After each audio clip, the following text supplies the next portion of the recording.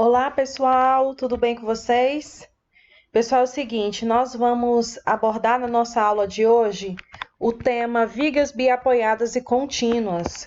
Como faz parte da ementa nós falarmos sobre isso, então nós vamos entender na aula de hoje, antes da gente aprender propriamente dito a dimensionar vigas, nós vamos aprender o que é uma viga biapoiada e o que é uma viga contínua, o que diz a teoria sobre como nós iremos calcular essas vigas, qual que é o procedimento para fazer a análise dos esforços nessas vigas. Então, a gente vai falar um pouco sobre isso hoje. A gente vai entender um pouco essa introdução às vigas, certo? Então, pessoal, já de início, eu quero colocar aqui para vocês que nós precisamos sempre lembrar que o concreto, ele resiste bem ao esforço de compressão. Então, quando vocês viram lá em resistência dos materiais, que vocês estudaram diversos tipos de materiais, por exemplo, o aço, a madeira, os polímeros, quando a gente estuda o concreto, a gente vê que a resistência dele ao esforço de compressão é muito maior do que a resistência à tração. Então, por isso, a gente costuma dizer que o concreto resiste bem à compressão, porém, ele não tem uma boa resistência à tração. E aí, nesse sentido, é que a gente tem, então, as nossas estruturas de concreto armado, que é exatamente porque o aço dentro da estrutura de concreto vai ter justamente essa função de resistir aos esforços de tração. Então, tanto o concreto quanto o aço, para que tenham um bom desempenho, eles têm que compor um único material, ou seja, o concreto armado ele é considerado lá para a resistência dos materiais como sendo um único material, que não é só concreto e não é só aço, mas é concreto armado. E tanto o concreto como o aço, eles estarão trabalhando juntos, que até de acordo com a literatura fala que eles têm solidariedade, ou seja, tanto o concreto quanto o aço estão trabalhando com uma certa solidariedade entre os dois, uma certa aderência que confere, a gente pode considerar como sendo uma única peça, ou seja, homogêneo, certo, pessoal? Então, a gente precisa lembrar um pouquinho dessas propriedades. E falando agora um pouquinho sobre a questão dos elementos estruturais que a gente já vem estudando, vocês já estudaram aqui comigo nas nossas primeiras aulas sobre as lajes. E aí a gente viu como é que ocorrem as cargas nas lajes, como fazer este cálculo e como dimensionar lajes. E aí, pessoal, a gente precisa lembrar que o caminho das cargas em uma edificação como essa aqui, por exemplo, o caminho das cargas é justamente esse. Nós temos aqui cargas de utilização sobre as lajes. Essas cargas que estão atuando sobre as lajes serão transmitidas para as vigas, certo? As vigas que estão aí servindo de apoio para essas lajes. E essas vigas, por sua vez, vão estar transferindo a carga para os pilares. E esses estarão transferindo aí para as fundações.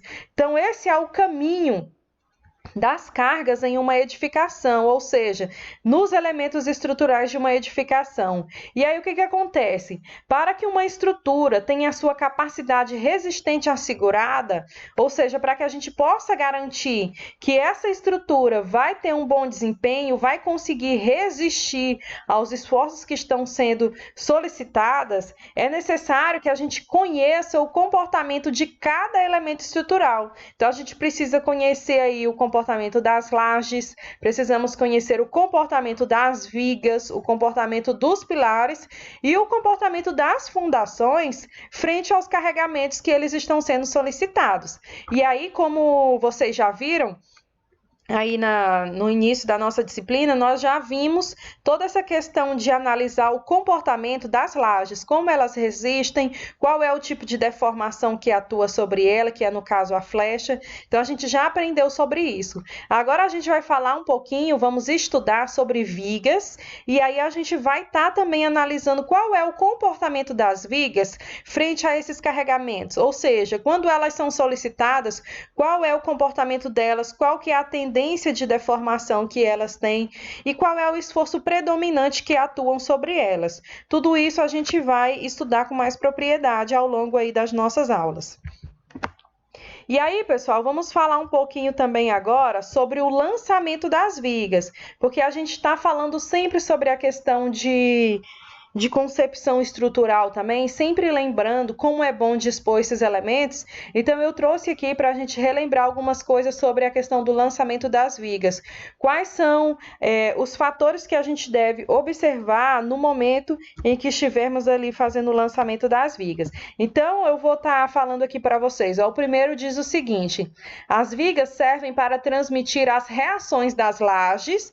Então, vamos aprender aqui e focar justamente nessas características aqui, ó. A viga serve justamente para transferir as reações das lajes e também os pesos das paredes até os pilares. E aí foi uma das dúvidas que surgiu aí ao longo das nossas aulas, é sobre o peso das paredes.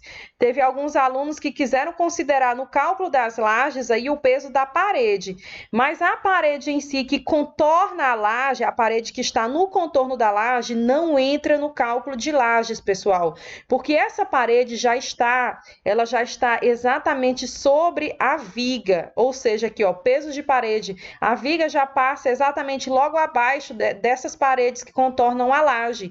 Então, não há necessidade de considerar essas cargas de parede, dessas paredes que contornam a laje no cálculo das lajes, certo? A gente, na verdade, só considera pesos de paredes que estão ali, paredes que estão ali pertencendo à arquitetura dentro do próprio plano da laje, ou seja, internamente à laje, e não nas extremidades, tá? Só para tirar aqui uma dúvida de alguns. Então, aqui, ó, algumas ajudam também a absorver as ações do vento, que são as ações horizontais que também solicitam a nossa estrutura. Depois, mais adiante, a gente vai estar falando também sobre ações horizontais. E essas ações horizontais, elas são também calculadas quando a gente dimensiona pilares, paredes, estruturas de contraventamento. Só que existe também algumas vigas que elas também são dimensionadas para absorver a ação do vento. E aqui, pessoal, vamos observar que outro fator que a gente deve observar no momento do lançamento das vigas é que, normalmente, são lançadas vigas para sustentar as paredes do pavimento superior. Então, se a gente tem uma parede, ó, perceba que aqui a gente tem uma parede aqui rosinha, tá? Esse bloco aqui de parede, a viga já está logo aqui abaixo, certo? Então, como eu falei para vocês, por esse motivo que a carga dessa parede aqui não entra, por exemplo, como uma carga que está atuando nesta laje ou nessa outra laje. Não entra no cálculo de laje, porque é uma carga que já está vindo aqui diretamente aplicada sobre a viga, certo? Então, a gente não considera como carga na laje propriamente dito. Vamos considerar no momento de calcularmos aqui a viga. E aqui, pessoal, uma coisa que a gente também deve observar é que as vigas, elas devem preferencialmente ficar embutidas dentro das paredes. E não só as vigas, os pilares também, né? Então, preferencialmente, de acordo com a arquitetura, nossas vigas e os nossos pilares precisam estar embutidos dentro da alvenaria para que não haja requadros, certo? Então, lógico que a maioria dos proprietários, do cliente, vai querer ali que a estrutura fique escondida na alvenaria, fique embutida na parede. Então, a gente precisa observar isso no momento de nós estarmos aí fazendo a concepção estrutural e no momento da gente definir quais são as dimensões do nosso elemento estrutural, porque eles precisam ficar embutidos na parede. E para que isso ocorra, pessoal, a gente precisa verificar justamente qual é a família do bloco que nós estamos utilizando. Então, a gente tem aqui, ó, observem aqui comigo nessa imagem aqui, que a gente tem a viga aqui, ó, a viga na parte de cima, a parede propriamente dita, aqui, e aqui a gente tem o BW. Esse BW aqui, pessoal, vocês vão ver quando nós estivermos aí fazendo os cálculos mesmo de viga, esse BW aqui é justamente essa dimensão aqui da viga, tá? Essa dimensão aqui da base dessa viga. Então, é o BW. Então, esse BW, ele precisa ser calculado e determinado de forma que ele venha aqui, ó, ficar dentro da alvenaria. Isso sem contar a questão do reboco, certo? Do revestimento que a parede vai ter. Então, pessoal, o que acontece? Para que a gente possa colocar aí tanto a nossa a nossa viga, quanto pilar dentro da alvenaria, vai depender da família, das dimensões dos blocos que nós vamos utilizar. Então, aqui, a gente tem, por exemplo, algumas espessuras aqui nessa linha aqui, ó. Espessuras de parede de 25 centímetros, de 20 centímetros e de 15 centímetros. Então, a gente tem isso aqui como a espessura da parede, a espessura total da parede. E essa espessura, como eu falei para vocês, está em virtude do bloco que nós estamos utilizando, certo? E aqui, pessoal, se eu tenho uma parede de 25 centímetros, a largura da viga, ou seja, o BW, a base dessa viga aqui, a gente tem essas medidas aqui desta coluna para nos mostrar qual que vai ser a largura da viga. Por exemplo, se eu tenho uma parede de 25, eu preciso retirar aí a parte do reboco, e aí eu vou ter aí que a minha viga tem que ter um valor entre 20 e 22 centímetros, por exemplo. Se eu tiver uma parede de 20 centímetros, eu terei que ter uma viga de 17, porque ela ainda vai receber o revestimento. E se eu tiver aí uma parede de espessura de 15, que é bem comum em pequenas edificações, a gente vai ter aí uma viga com BW de 12 centímetros. Então, pessoal, essa questão da espessura dos elementos estruturais, a gente precisa observar bastante para que a gente faça uma vedação, ou seja, utilize um tijolo que não seja necessário aí colocar um reboco tão espesso para... E aqui, pessoal, olha, vocês conseguem observar aqui nestas imagens, olha só o que está acontecendo aqui, ó. Percebam que esse tijolo aqui, ó, a gente já vê que é um tijolo mais espesso. Não dá para eu precisar aqui para vocês qual que é a espessura dele, mas aqui nesse outro sentido a gente tem aqui, ó, um tijolo que tá aqui, tem 2 quadrados aqui vazios, e já nesse aqui tem 3, né? Ou seja, nesse sentido longitudinal, que é o sentido da viga, foi adotado um tijolo mais espesso, justamente pelo fato de que esse cliente quer que essa viga fique embutida na parede, e a maioria quer assim, pessoal. Não é interessante ter requadros de vigas e pilares, porque torna a arquitetura mais rústica, né? Mais feia. Então, a gente precisa observar isso também, colocar os nossos tijolos mais espessos se a gente tiver a necessidade de ter uma viga com um BW maior. Nessa outra imagem aqui, já ela se refere a uma viga baldrame. Essa viga baldrame, olha só, o tijolo que foi colocado aqui, que é o tijolo maciço, ele é de 19 centímetros de largura aqui.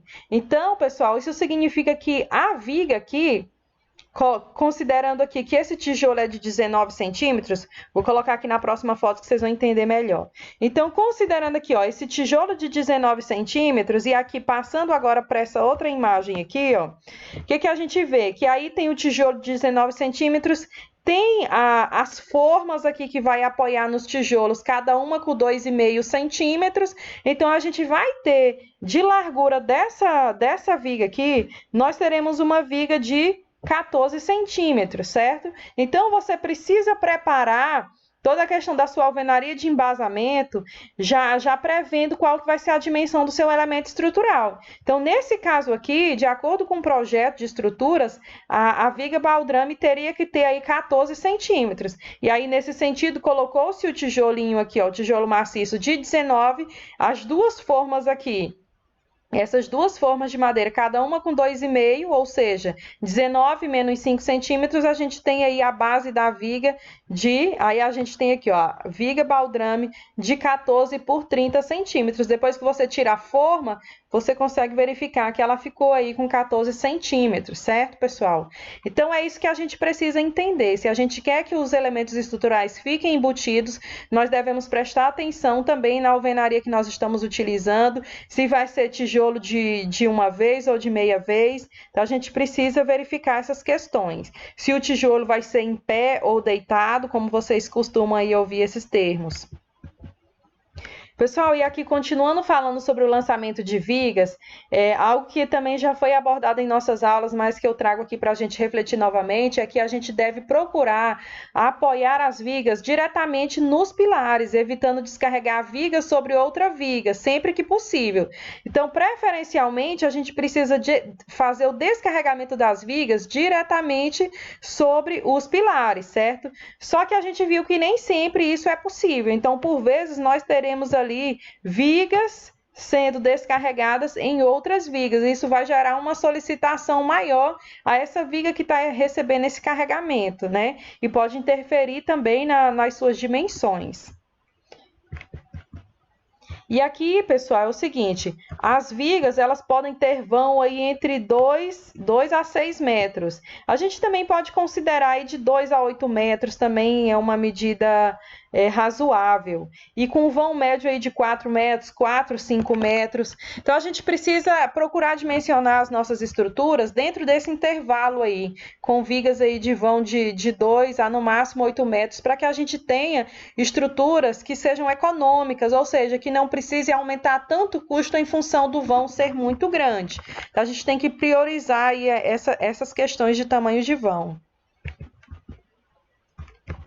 E aqui, pessoal, é o seguinte, para o lançamento das vigas, né? A altura H das vigas, ou seja, a altura que é, no caso, a maior dimensão da viga, normalmente deve situar-se entre L, que é o comprimento efetivo da viga, tá? Dividido por 10, ou L dividido por 12, sendo L o vão entre pilares, aquele vão que nós já falamos, que é o vão teórico. O vão teórico, pessoal, de uma viga, ou seja, quando a gente vai calcular uma viga, o vão que a gente considera não é esse vão interno, não é esse vão, por exemplo, que vai daqui, ó, que vai daqui da extremidade desse pilar até aqui, ó, internamente no outro. Não é esse vão aqui que a gente deve considerar. Na verdade, nós precisamos considerar esse que eu vou fazer em verde. A gente tem que partir aqui, ó, do meio deste pilar, tá? Bem do meio, até ao meio do outro pilar. Então, é o L, como tá aqui acima, ó, bem expresso aqui acima. É esse L aqui, é o vão efetivo que pega aqui, ó, de centro a centro dos apoios. Então, é esse, a gente pega esse L que vai de centro a centro dos apoios, divide por 10 ou por 12, e aí a gente vai considerar essa medida como sendo o H, ou seja, a altura da viga. Certo? Pessoal, lembrando que quando a gente fala em... Vocês aprenderam lá em resistência dos materiais, quando a gente fala em momento de inércia, quanto maior a altura da viga, ou seja, quanto maior for o valor de H, maior a inércia da viga. Isso significa que menos deformação essa viga terá. Então, quanto maior for essa espessura aqui, H da viga, né? Tentei fazer um H aqui, saiu meio estranho. Mas quanto maior for esse H dessa viga, essa espessura aqui H, mais inércia tem essa peça, porque essa é a posição de maior inércia, aumentando o H ao invés de aumentar a base. Então, digamos que você está calculando uma viga e a deformação dela, a flecha dela está dando muito alta. A solução não é aumentar o B, pessoal, não é aumentar o B, certo? A solução é aumentar o H. Então, a gente precisa aumentar a altura, porque aumentando a altura, nós estaremos aumentando a inércia desse elemento estrutural dessa viga, dessa seção transversal, e, por consequência, a gente vai diminuir a deformação por flexão. Só que aumentar o H, a gente também não pode aumentar demais, porque se a gente aumentar muito, a gente compromete aí a questão das janelas. Então, aqui, ó, procurar adotar alturas padronizadas, como 40, 50 e 60. Se você passar de 60 centímetros, já vai tornar inviável aí o tamanho da sua viga, porque ela pode comprometer as janelas. Então, pode comprometer aí o espaço que seria para a abertura de janelas. Então, a gente precisa adotar alturas padronizadas dentro desse intervalo aqui, mas tendo sempre o cuidado de não adotar uma altura muito grande para não comprometer os vãos de janela. Então, aqui, uma das recomendações é adotar uma altura mínima de 40, né? Mas isso é relativo, pessoal. Vocês precisam fazer os cálculos para realmente saber se 40 é a altura mais interessante, porque a gente também tem que visar a questão econômica, né? Então, a gente precisa verificar qual é a menor seção transversal que vai resistir ao momento que essa viga está sendo solicitada, aos esforços. Então, a gente precisa trabalhar do menor para depois, conforme a necessidade, a gente ir aumentando aí o valor de IH. E uma outra coisa que a gente deve observar, pessoal, é cuidado, né, com as vigas, como eu já falei, com alturas exageradas, ou seja, maior do que 60 centímetros, justamente para preservar esses vãos de janela aqui. Então, a gente precisa observar bem que, apesar de, se eu quero diminuir a flecha, eu posso aumentar o H, aumentar a altura da viga, mas isso não é interessante se for aí valores maiores que 60, porque pode limitar essas aberturas desses vãos.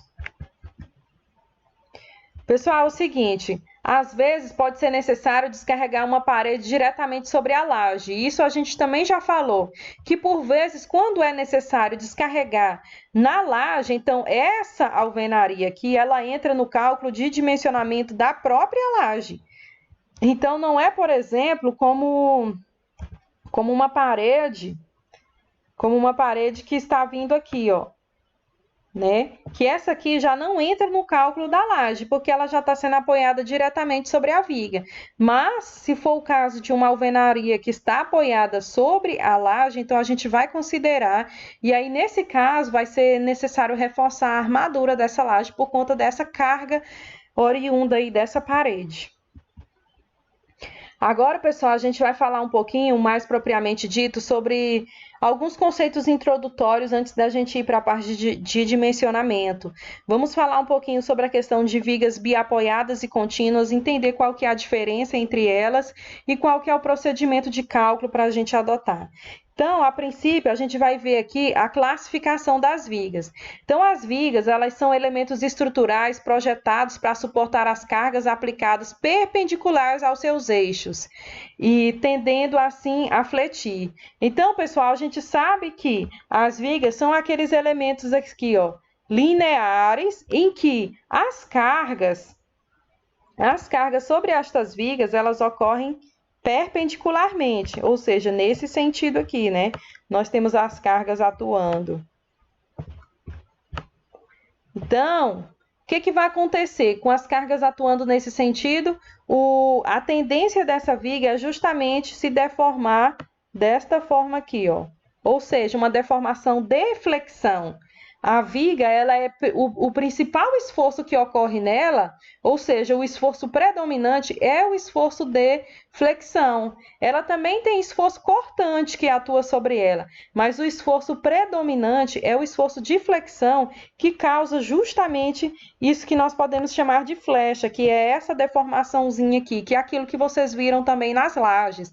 Nas vigas ocorre basicamente o mesmo que acontece nas lajes. Até porque, como vocês viram lá no cálculo das lajes, toda aquela análise das lajes é até supondo que a laje é formada por uma malha de vigas na horizontal e na vertical, né? Uma malha de vigas perpendiculares entre si. Então, a gente faz essa análise para lajes, e aí a mesma análise praticamente é feita na viga. A viga também, o principal esforço que ocorre sobre ela é o esforço de flexão, e a tendência dela é de se deformar nesse formato aqui, que é o mesmo formato que ocorre com as lajes. Então, em geral, as vigas são longas e de seção reta. São longas e retas e elas possuem seção transversal constante, ou seja, a mesma seção transversal ao longo de todo o seu comprimento. Então, pessoal, observem aqui comigo aqui ao lado que a gente tem vários modelos de viga aqui para a gente analisar, para a gente poder aprender hoje, né? Vários modelos diferentes aqui de vigas, que são exatamente esses aqui.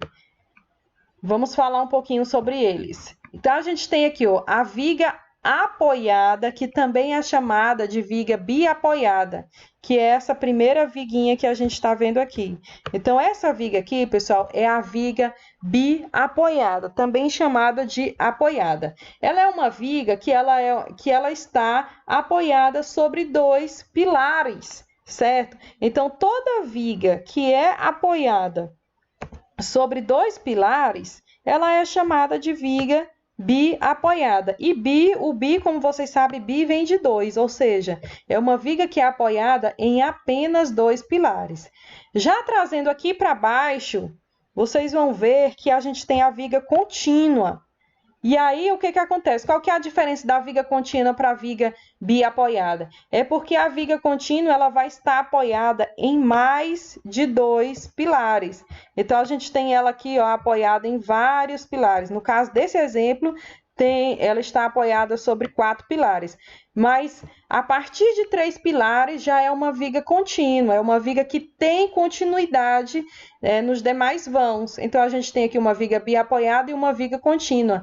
São as situações reais que nós encontramos nas nossas obras. A maioria delas são vigas contínuas, vigas que se prolongam aí, né, sobre diversos pilares. Mas existem casos em que a gente tem vigas biapoiadas. E aí a gente tem que aprender qual é o cálculo para vigas biapoiadas e para vigas contínuas.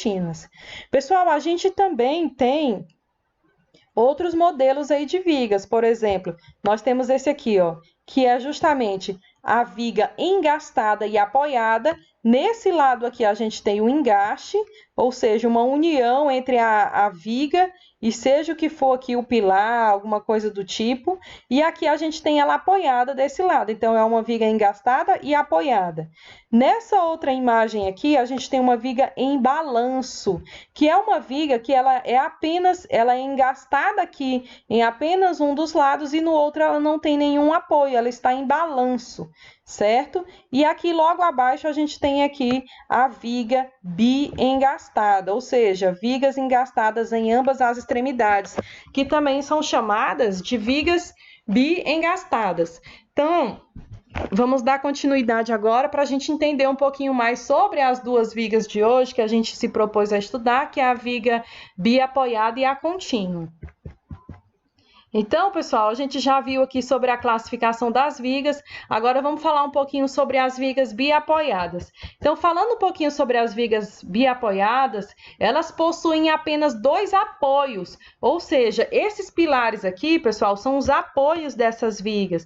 Então, a viga biapoiada, como o próprio nome já diz, ela possui apenas 2 apoios, que são esses pilares. E ela é projetada para o momento fletor máximo no centro da viga. Ela vai ter o momento fletor máximo aqui, ó, no meio do vão. Aqui no meio do vão é onde ela vai ter a maior deformação dela, porque é justamente onde atua o momento fletor máximo. E a sua deformação gera tensões de compressão na parte superior e de tração na parte inferior. Isso, pessoal, eu peço para que vocês aprendam e memorizem isso, para vocês nunca se esquecerem, que em uma viga biapoiada a gente vai ter a compressão na parte superior, que está aqui representado por este Czinho, e a tração na parte inferior. Ou seja, pessoal, nós teremos aqui nessa viga, conforme esse exemplo aqui, ó, aqui a gente tem essa viga. Essa viga, ela sofreu aqui com carregamento, certo? Então, veio aqui vários carregamentos sobre ela. E aí, em função desses carregamentos, ela apresentou uma deformação, que é exatamente essa deformação que vocês estão vendo nessa linha tracejada. Ela apresentou essa deformação. E essa deformação aqui, que é a deformação de flexão, ou seja, a viga fletil, as fibras na parte superior do elemento da viga estarão sendo comprimidas, essas fibras aqui na parte superior. Já as fibras na parte inferior estarão sendo tracionadas. Então, pessoal, ocorre basicamente assim, ó. A gente vai ter aqui, ó, a seção transversal da viga, em que aí eu posso até fazer assim, ó, um joguinho de triângulos, em que aqui, ó, na parte inferior eu terei exatamente a tração, que é dada como positiva, né? Nós teremos tração nas fibras inferiores e compressão, que é representada pelo sinal negativo, nas fibras superiores. Então, a gente vai ter compressão em cima e tração embaixo. Vai ter um ponto aqui, ó, exatamente nesse ponto aqui, em que não há nem tração nem compressão, que é o quê? Que é a linha neutra. Ou seja, aqui dentro desse elemento estrutural, existe uma linha neutra, que vem aqui, ó, vou tentar desenhar ela aqui, mais ou menos isso aqui, ó. É uma linha neutra que ela está, dependendo dos esforços e tudo mais, ela está mais ou menos ali no centro. Vamos considerar no centro, mas nem sempre ela está no centro. Ela está ali no centro da peça. E aí, a partir daquela linha neutra, né? Daquela linha neutra ali, para baixo, nós teremos os esforços de tração, ou seja, positivos, e da linha neutra para cima, nós teremos os esforços de compressão. As fibras estarão sendo comprimidas aí com sinal negativo. Então, pessoal, a gente precisa entender esse aqui que é o comportamento de uma viga biapoiada. Então, quando vocês forem dimensionar uma viga biapoiada, vocês já têm que partirem desse pressuposto que a região superior dessa viga vai estar aí sendo solicitada a compressão e a região inferior a tração. E aí, como eu falei para vocês que o aço, o concreto, ele não resiste bem aos esforços de tração, é exatamente por isso que a armadura principal, né, digamos que aqui é a seção da viga, a seção de concreto, nós teremos aí que as barras longitudinais, elas são colocadas aqui no concreto, na seção da viga, justamente para resistir esse esforço de tração, porque em cima aqui o concreto está resistindo bem à compressão, mas embaixo ele não vai resistir, então a tendência dele é fissurar, e se não houver aqui armação,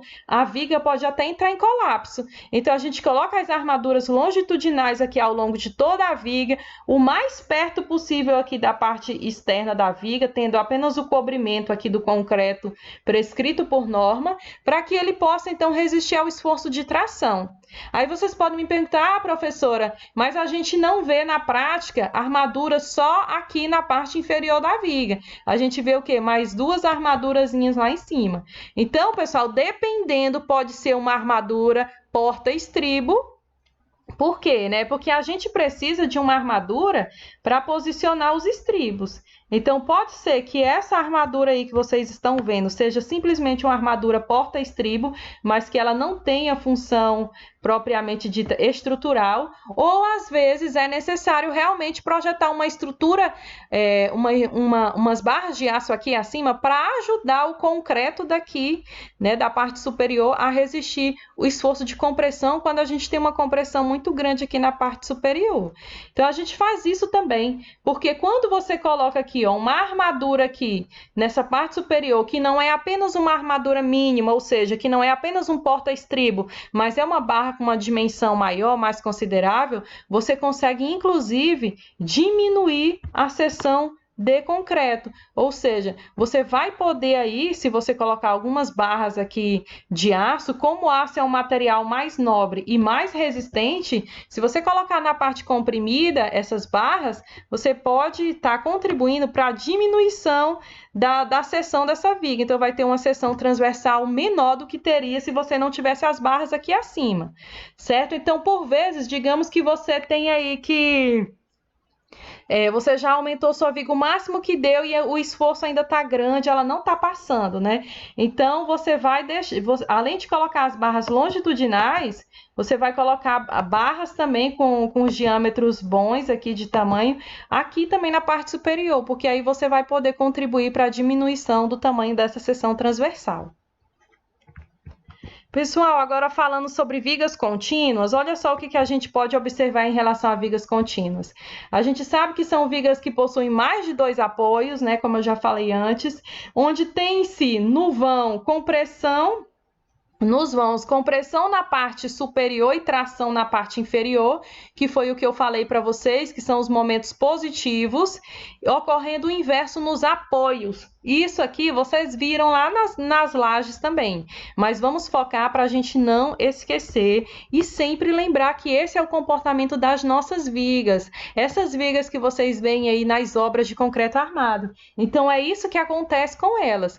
Então, pessoal, percebam que nós temos um comportamento para o meio do vão, que é aquele mesmo comportamento que eu já falei para vocês, que é o quê? Compressão na parte superior e tração na parte inferior. Agora percebam que aqui na parte dos apoios ocorre o inverso, tá? Então, na parte dos apoios, na verdade, a gente tem aqui, ó, tração na parte superior e compressão na parte inferior. Então, a gente segue, pessoal, com esse escalonamento, né?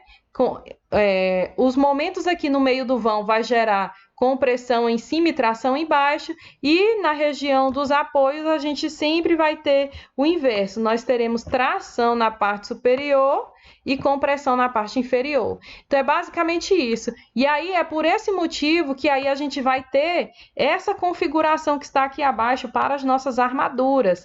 Ou seja, nós temos as armaduras para vencer os momentos positivos no meio do vão, que é a armadura longitudinal das nossas vigas, que vocês estão vendo aqui, ó, a armadura longitudinal das vigas. Vou colocar uma setinha aqui para vocês verem. Então, essa aqui é a armadura longitudinal da viga, que é essa armadura aqui, que está no sentido longitudinal. E já que na região do apoio, como existe o inverso, a gente vai ter tração em cima e compressão embaixo, a armadura agora tem que ser posicionada na parte superior, certo? Então, agora, percebam que mudou aqui a posição. A armadura agora está na parte superior, e na parte inferior a gente nem tem armadura propriamente dita aqui, né? Porque é a parte do momento negativo. Momento positivo no meio do vão, as barras longitudinais na parte inferior. Momento negativo nos apoios, a barra aqui ocorre na região superior. E assim, pessoal, a gente vai armando a nossa viga contínua, com barras longitudinais na parte inferior, como sendo as barras principais para resistir ao momento fletor. E aí, na região dos apoios, a gente tem a armadura para vencer aí os momentos negativos. Agora, pessoal, a gente vai vai fazer agora aqui a análise de vigas biapoiadas em relação aqui aos apoios, para que vocês compreendam exatamente o que esse apoio influencia, o que ele nos diz para a gente poder aprender a interpretar o comportamento desses elementos. Então, perceba aqui que a gente vai fazer a comparação entre vigas biapoiadas e vigas biengastadas, para que a gente possa, então, entender qual que é a diferença, né, entre uma viga biapoiada e biengastada. Então, percebam, pessoal, que nesse primeiro quadro aqui, nós temos uma viga, principalmente aqui, ó. Vamos olhar aqui essa primeira parte aqui. Nós temos uma viga que ela é biapoiada. Então, ela é biapoiada, ela está aqui apoiada sobre o pilar A e o pilar B. E aqui, pessoal, percebam que ela tem uma flecha. A deformação dela, houve um carregamento aqui sobre ela e ela se deformou aqui, né? Então, ela tem uma flecha aqui no meio do vão, que é isso aqui que vocês estão vendo. Então, ela tem uma determinada flecha aqui no meio do vão. Percebam que na região dos apoios, o que acontece? Nas regiões do apoio, a viga, ela se desloca, certo? Ela está livre para girar. Ela girou aqui por causa da flexão, ou seja, por causa dos esforços, ela teve uma flecha na região central e os seus apoios giraram, estão livres para girar.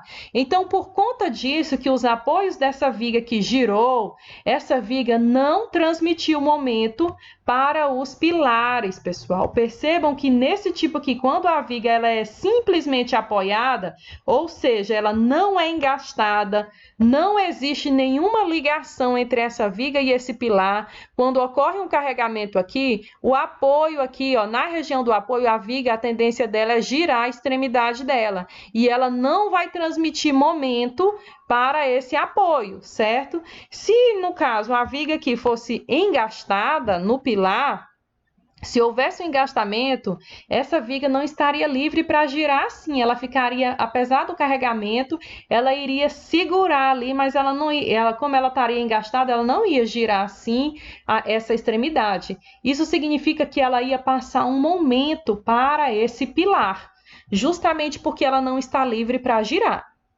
Então, pessoal, essa aqui, basicamente, é a diferença entre uma viga biapoiada e uma viga biengastada. É porque na viga biapoiada, os apoios estão livres para girar, certo? E, além disso, não transmite momento para os pilares, não transmite momento para os apoios.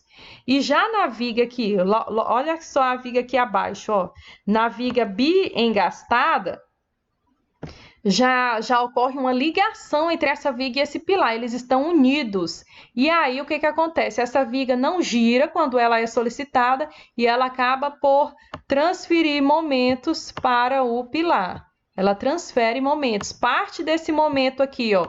E aí, inclusive, a flecha vai ser menor. Quando é uma viga biengastada aqui, a flecha, ela é menor. Ela acontece mais no meio do vão, mas ela tem basicamente esse comportamento aqui, ó. Ela vai ser uma flecha menor, porque parte desse momento aqui que estava no meio do vão, ela puxou aqui e transferiu para os pilares, certo?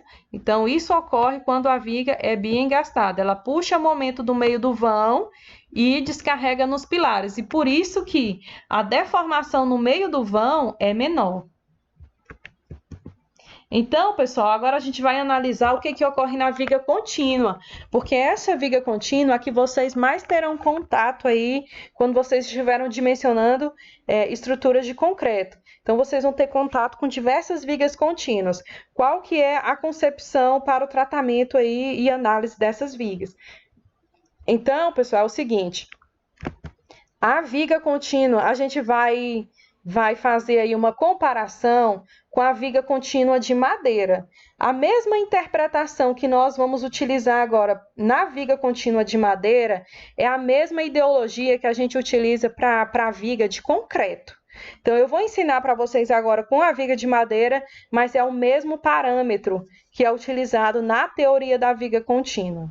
Então, ó, vamos considerar como sendo aqui, ó, viga contínua de madeira. Suponhamos que essa viga aqui, ela seja de madeira simplesmente apoiada sobre pilares. Então, a gente tem pilares aqui, certo? Mas essa viga não tem nenhum tipo de ligação com esses pilares. Ela está simplesmente apoiada, ou seja, ela foi simplesmente colocada ali em cima desses pilares. Não existe engastamento entre a viga de madeira e os pilares. Porém, se a gente for parar para analisar a viga em si, existe engastamento aqui, ó, entre as vigas. Existe união de viga para viga. Então, a gente tem aqui, ó, que essa viga aqui do tramo 1, ela está engastada na viga do tramo 2, ou seja, ela está unida com essa viga aqui do tramo 2. A viga do tramo 2 também é engastada na viga do tramo 3, e assim por diante. A teoria da viga contínua, ela nos fala exatamente isso, que ocorre com as vigas de madeira. A viga de madeira, ela tem ligação, ela é contínua, ela é um material homogêneo ao longo de todo o seu percurso aí, né? E aqui não é diferente.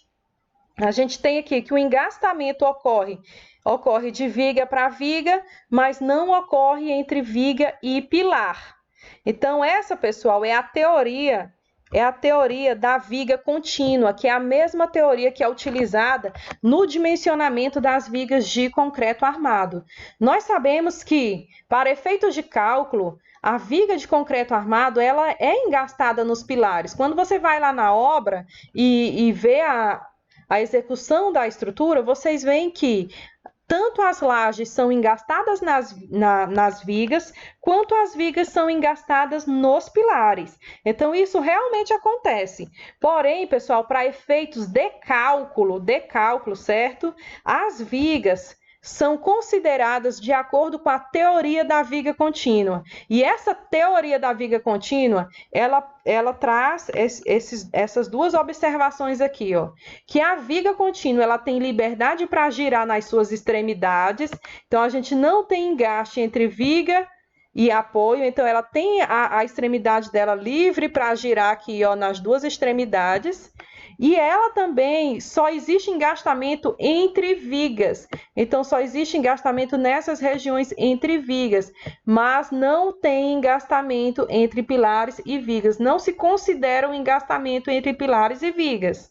Então, essa é a ideia e é a teoria que é utilizado para o dimensionamento de estruturas de concreto armado. Nós iremos considerar para efeitos de cálculo que as vigas engastam apenas em vigas que as lajes engastam apenas em lajes, mas que não há ligação entre lajes e vigas e entre vigas e pilares. Isso só para efeitos de cálculo, pessoal, porque na prática a gente sabe que a estrutura de concreto armado, ela é um todo engastado. Nós temos todos os elementos engastados uns nos outros. Mas por que então que a gente não faz esse tipo de análise considerando todos esses engastamentos?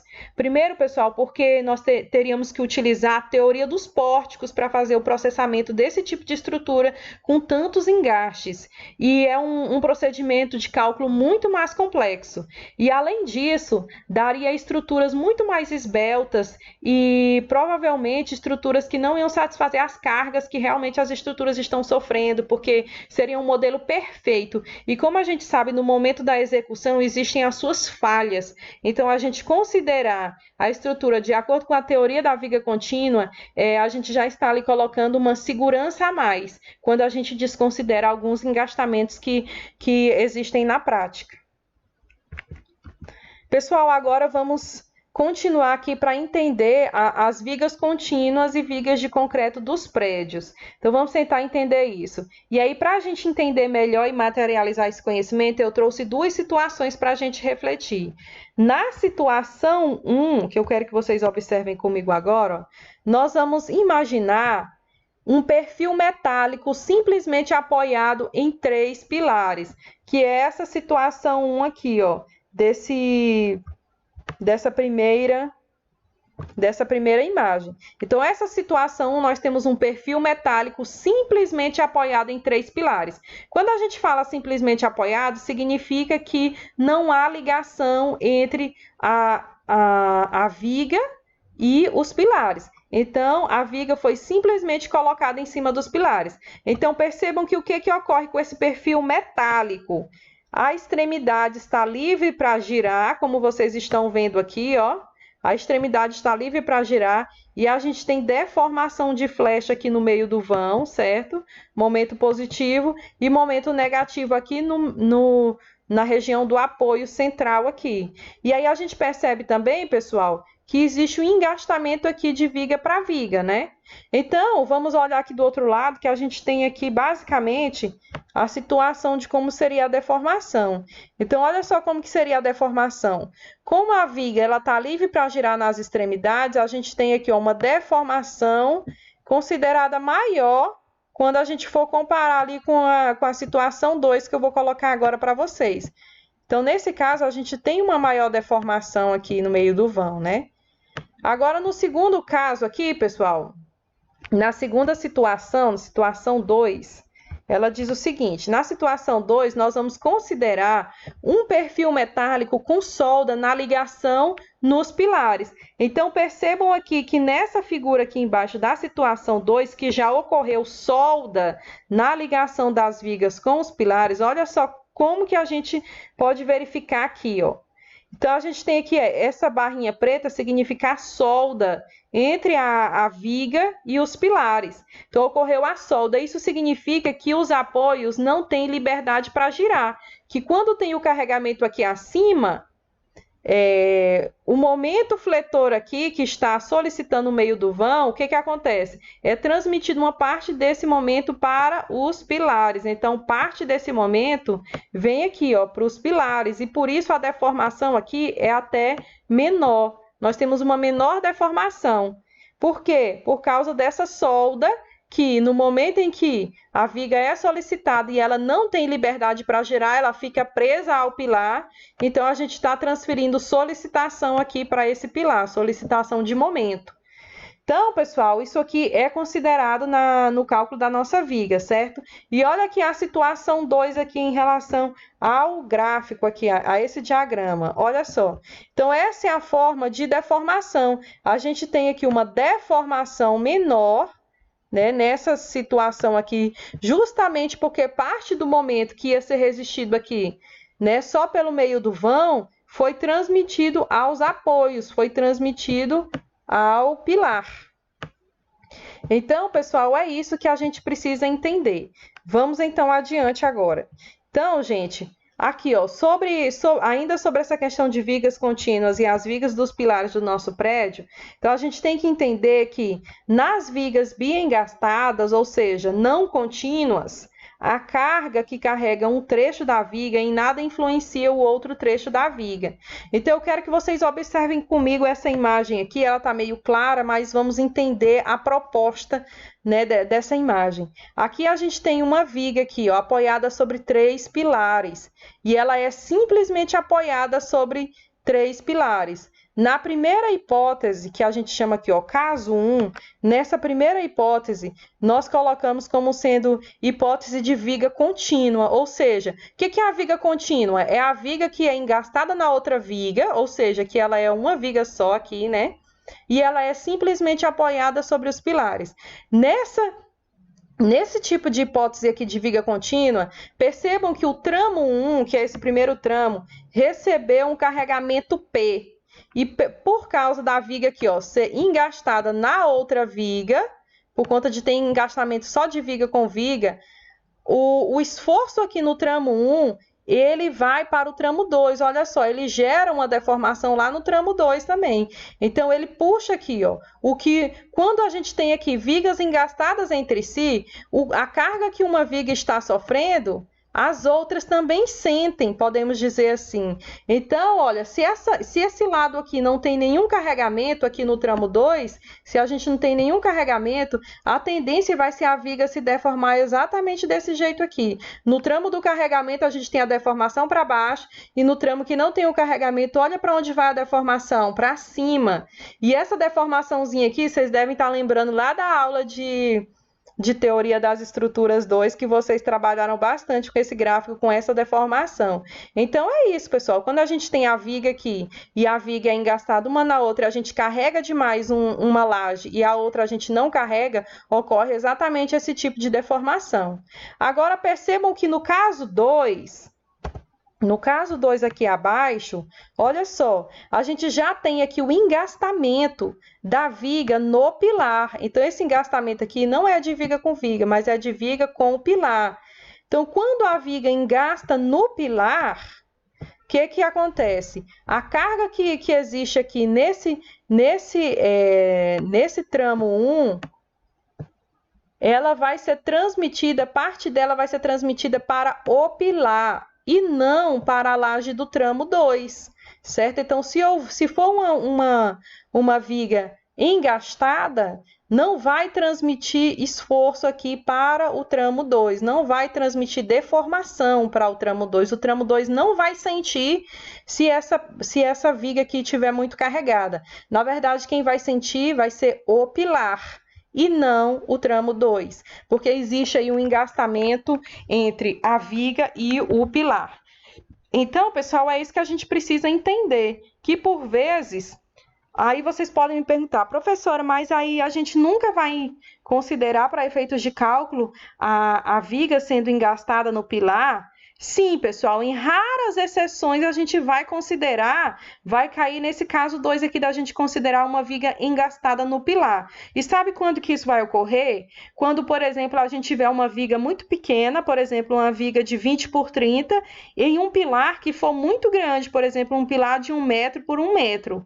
Quando isso acontecer, a gente tiver uma viga de espessura muito pequena em relação aos pilares nos quais ela está apoiada, então a gente vai considerar a viga como sendo engastada, porque ela é pequenininha em relação aos seus apoios. Mas na maioria dos casos, e de forma geral, nós vamos tratar toda a nossa estrutura como viga contínua, na primeira hipótese, em que a gente vai ter esse tipo de deformação aqui, que é inclusive o que vocês aprenderam a calcular lá em Teoria das Estruturas 2.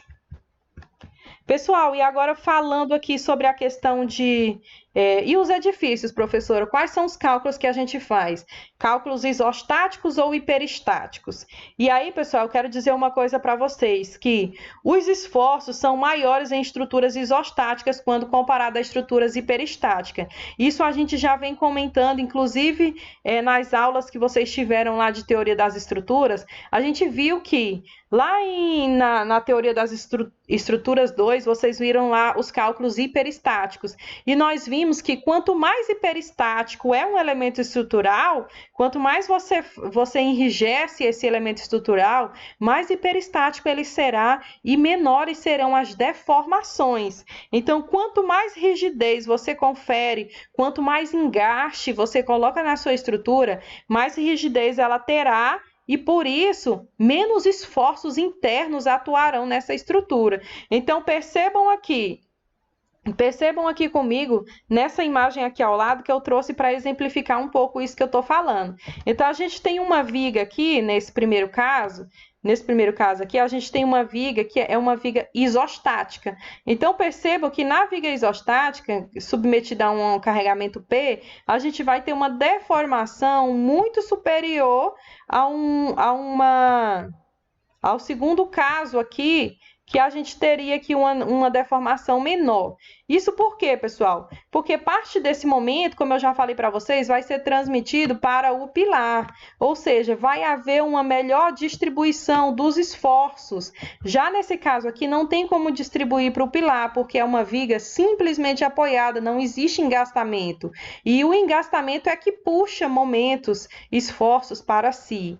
Então, é muito mais econômico a gente dimensionar estruturas hiperestáticas. Só que, falando aqui dos nossos edifícios, a maioria dos cálculos que ocorrem aí nos nossos edifícios são cálculos hiperestáticos, mas não significa que são os únicos. Haverá, sim, momentos e situações em que nós iremos calcular a estrutura com cálculos isostáticos também. Até porque, como vocês sabem, de acordo com a teoria das vigas, existe engastamento de viga para viga, mas não existe engastamento de viga no pilar. Então, se a gente não engasta a viga no pilar, o cálculo já seria aí isostático, seria um apoio simples, né? Então, na realidade, todo o processamento e cálculo de um edifício cai aí nos cálculos isostáticos e hiperestáticos. Então, a gente basicamente tem os dois tipos de cálculo na estrutura, sendo que o preponderante, o que predomina mesmo, são as considerações aí de cálculo de estruturas hiperestáticas, tá, pessoal? Então, a gente precisa lembrar um pouco disso. E mais adiante, acredito que lá na disciplina de concreto armado 2, a gente vai estudar dimensionamento de pilares.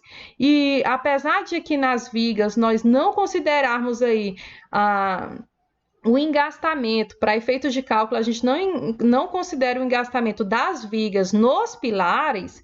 Quando a gente estiver dimensionando nos pilares, a gente vai sim ter que considerar os momentos que as vigas transmitem aos pilares. Lá a gente vai considerar, mas aqui no dimensionamento das vigas não iremos considerar. Então, pessoal, é isso. A nossa aula de hoje era mais essa introdução acerca de vigas. Na nossa próxima aula, nós vamos dar continuidade, porque o nosso objetivo é justamente compreender cada vez mais sobre esse elemento estrutural e aprender a dimensioná-lo, compreender o seu comportamento frente aos carregamentos e, depois disso, também a gente precisa aprender a dimensionar corretamente. Então, aqui tem algumas referências que vocês já sabem que são as referências que eu estou utilizando, e é isso para a nossa aula de hoje. Esse é o nosso tema, certo? Até mais, pessoal!